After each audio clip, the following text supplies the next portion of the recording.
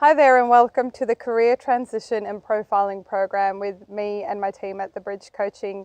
My name is Emmy Petersson and we created this program because a lot of people, when they're going to go through a particular career transition, they kind of know that they want to change something, but they struggle to identify what specifically and how to navigate through it. So what we've done is created a 6-step program for people just like you who are looking to make a change but really want a structured way to go about it. So who is the career transition program for? Most of our clients fit one of two criteria. The first one being if you've been made redundant or you really don't like where you're working right now, or you're just really curious about what other options are available for you. You can choose to do the career transition program to find out what you're really good at and work your way towards a different type of job. On the other side, the other type of client that comes through our program are people who like the organization they work for and they want to continue to grow and change within that role. Typically, these people wouldn't be senior executives, but they would be people who are looking to grow and further develop in the organization they're already in. The whole idea behind the program is that there are 6 key steps to creating change in your career. So what we do is that we go through a few different ways of doing this. So the first one being profiling your strengths and your skills, working out what you're good at, what you're not so good at. For many people, you've probably done some extent of this, possibly with a previous organization, but very often they just give you a fancy report and don't really tell you what it means. So step 1 of the program is all about getting really clear on your skills and your strengths and also what you shouldn't be doing. Which brings us to step number 2, which is your challenges.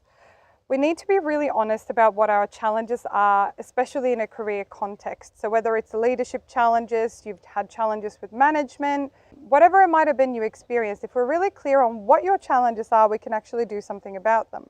Which brings us to step number 3, which is your inner circle. Most of us have people around us, family, friends, mentors, or people who've helped us in some way. But when we go through a big change, that inner circle is really fundamental to actually make sure that you get the support that you need and have people help you sense check where you're heading with your career. After we've got all those 3 steps in place, we go to step number 4, which is values. I'm seeing a lot of organizations who talk a lot about their values on their About Us page or similar things like that. What I would love for you to do is be really clear on your values so you can check if your values match where you want to go and work. If your values are met in the organization, either all of your values or most of your values, i.e. what's important to you, that's met in the organization you go to, you're much more likely to stay longer and enjoy your role with them. And that brings us to step number 5, which is setting specific goals. For example, if you're not particularly happy with where you're at, your big goal might be to be in another job within a certain period of time. And we then help you create sub-goals and categories that will help you get there. So those are all the how-to steps of how to reach the goal. Now, you might wonder why we do this at step number 5. Well, the main reason for that is that most people and many coaches start out setting goals first. But if you don't have the foundation set up for the house, what you build is going to be a bit rickety and really hard to complete and follow through on. Which also brings me to step number 6, which is the checking in and adjusting. It's really important once we've started doing things that we check in how it's actually going in our day-to-day life. Are we actually going to implement it the way we thought? Do we have enough time to do it the way we thought we were going to do it? So checking in and adjusting for real life things is just very, very important when we're setting goals.